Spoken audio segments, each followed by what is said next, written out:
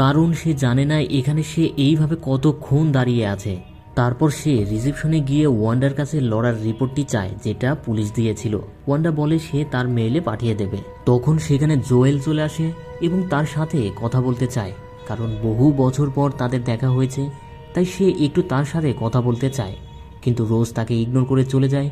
তখন ওয়ান্ডা জানায় তার এঙ্গেজ হয়ে গেছে। তারপর রোজ রিপোর্টটি পড়ে জানতে পারে লরার সামনে তার যেই প্রফেসর হ্যামার দিয়ে সুইসাইড করেছিল, সেও মৃত্যুর আগে তার মুখে লরার মতো ভয়ানক অদ্ভুত হাসি ছিল।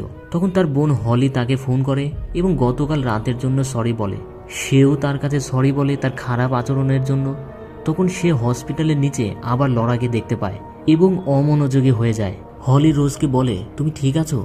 তখন তার আবার হুঁশ ফেরে। তখন হলি বলে তার ভাগ্নের বার্থডেতে না আসলেও তার জন্য যেন একটি ইলেকট্রনিক খেলনা ট্রেন পাঠায়। রোজ বলে ঠিক আছে, সে পাঠাবে। তখন সে নিচে আবার তাকিয়ে দেখে লোরা নেই। তারপর সে রেসিডেন্সির রুমের সামনে দিয়ে যাওয়ার সময় হঠাৎ সে লক্ষ্য করে কার্ল এক দৃষ্টিতে তাকিয়ে আছে এবং তার মুখে একটি হাসি লেগে আছে। সে তার কাছে গিয়ে কথা বলার চেষ্টা করে, কিন্তু সে এক দৃষ্টিতেই তাকিয়ে থাকে। একটু পর কার্ল বলতে শুরু করে, তুমিও মরবে, সবাই মরবে, এবং আক্রমণাত্মক হয়ে ওঠে। রোজ চেঁচিয়ে সিকিউরিটিকে ডাকে। তখন তারা এসে কার্লকে বিছানা থেকে নামিয়ে বন্দি করে। তখন রোজ সেগুলো দেখছিল, কিন্তু সে দেখতে